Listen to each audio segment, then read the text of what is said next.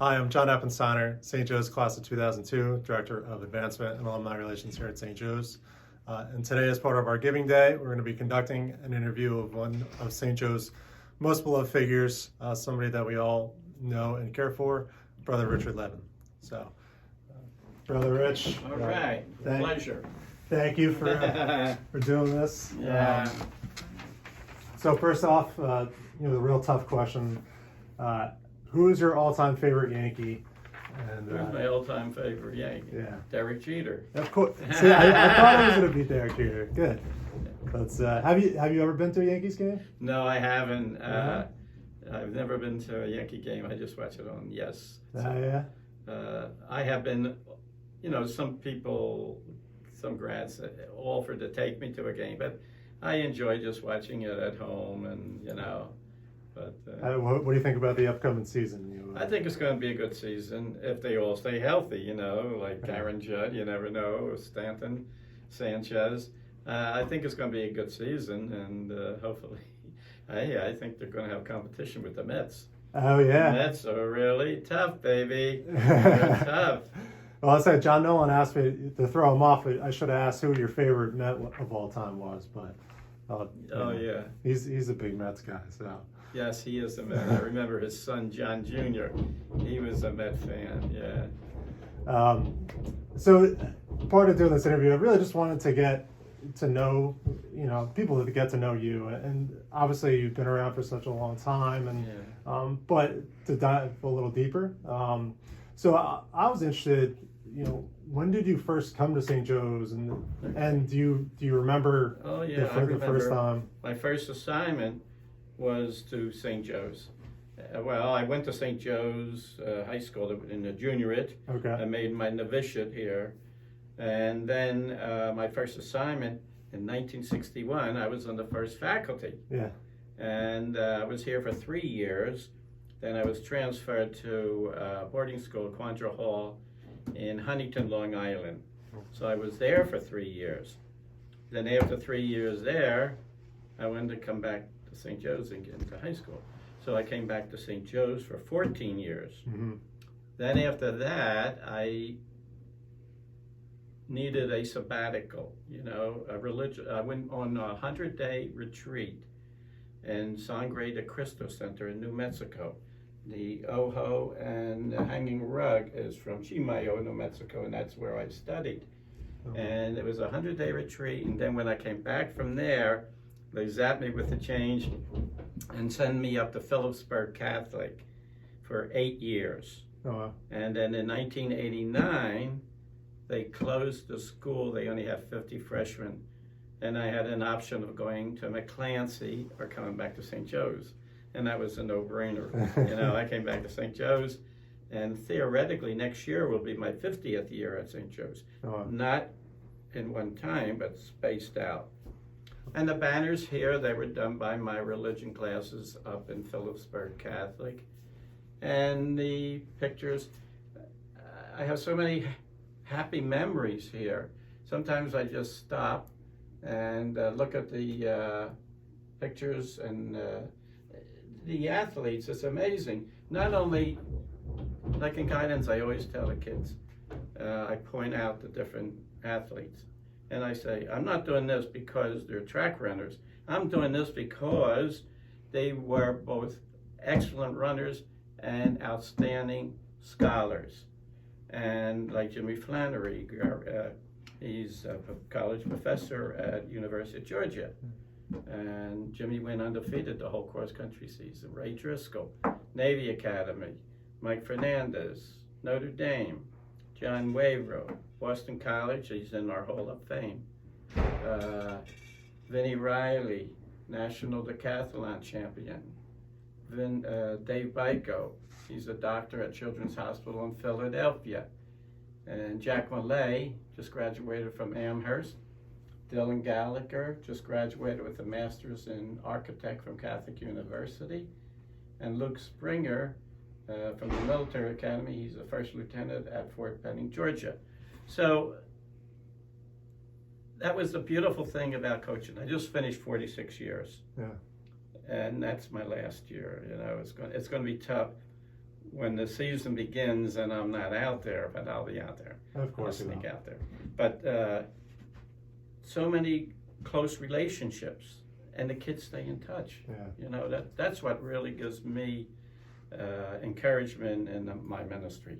Yeah. You know, that the kids, we still go to Chinese, and they'll phone up periodically. Like Mike Fernandez, he lives in Minnesota.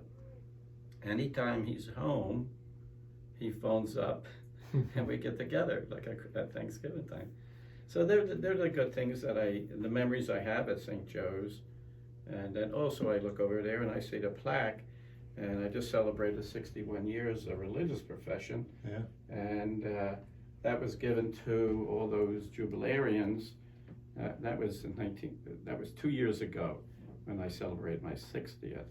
And so that's another milestone. Yeah. You know, I would say with the coaching 46 years, 62 years profess, and still going on. Still going strong. Yeah, I mean that's what I enjoy. Did you did you choose that role as freshman guidance counselor or the track coach? Okay. Well, the track coach. What happened when I came back to St. Joe's from Quandra Hall? Brother Aldrich said, "Hey, Rich, we need a track coach, a freshman." I said, "Hey, Al, I don't know anything about track." He says, "You'll learn." And I tell this every year to the kids, and I'm still learning, because what happened was he knew I was a pretty good runner because he taught me in the novitiate. He was my novice master, and we had to play all sports, and running was my best. And because I was too small for basketball, I didn't enjoy hockey; it was too hot. But anyway, and then with getting into guidance, what happened? Brother Ronald was principal, and when I came back from Peaburg, it just so happened, he said, "Hey, Rich, we need a freshman guidance counselor. Would you mind doing double?" I think I had 3 classes of phys ed and maybe 3 classes of guidance. So little by little, I moved into it. That's how I got into it. Was there kind of a standard piece of advice you would give freshmen? What I tell them every year, you got to get involved, because that's where for your social aspect, you're going to meet friends. Of course, I always push track, because with cross country, the first season, that when the kids come in, because it's a small group of runners and very, very close, and they still stay in touch. You know, so that's what I always encourage the freshmen to do: get involved. You know. And once they get involved, and there's so many things to get involved in. If you're not into sports, you got robotics, you got yearbook, you got photography, you got so many things. So the big thing, that's how they get the spirit of St. Joe's. Yeah. Now, how when you were coaching, what was your coaching style? How did you encourage your guys to push themselves to get out? Well, when the old guys come by, the guys I've had, I had Trojanowski in 1968. He was unbelievable, great runner. He got a 4-year scholarship to Villanova. And he also was voted hardest working senior when they had a banquet at Villanova. He doesn't say much about it, but he got a watch and everything. When I see the kids now, they will say, "Hey, brother, you really mellowed," you know, because there are incidents in which I really got crazy. You know? If a kid wasn't working, my best runners, I just told them to get lost. Go, practice is over. You're not into it today. And then when I think back, and when we're always talking, like with John McCurran and Jimmy, Lordy, McHugh. Okay, they keep saying, "Hey, buddy, you're really mellow." That's great. Now, I was interested, life as a brother. What was kind of the daily routine like? Living in the brothers' residence. Well, it's I tell you, it's interesting. I mean, we come together twice a day for prayers. Well, I'm an early riser, and you get breakfast on your own, usually cereal, and then at 6:30 we come together for prayers, morning prayers, And then after that, we were over here by around 7 o'clock, and we're stay here all day. And then, well, after school, I used to change and go have practice. And then in the evening, well, we have mass at 5 to 5:30. Then we have supper at 5:30 to 6. And then after that, we watch the news. And then after that, Gary goes and does his class preparation. He works so hard. Yeah. That man works unbelievable.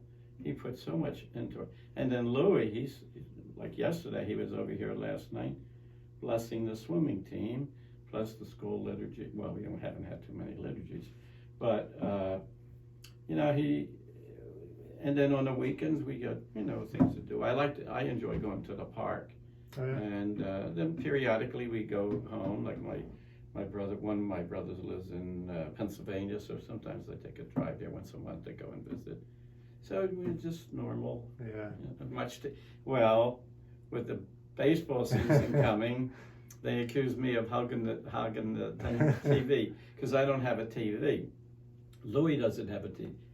Gary has, he does it on the computer, but I sort of take over the TV during baseball season. Yeah.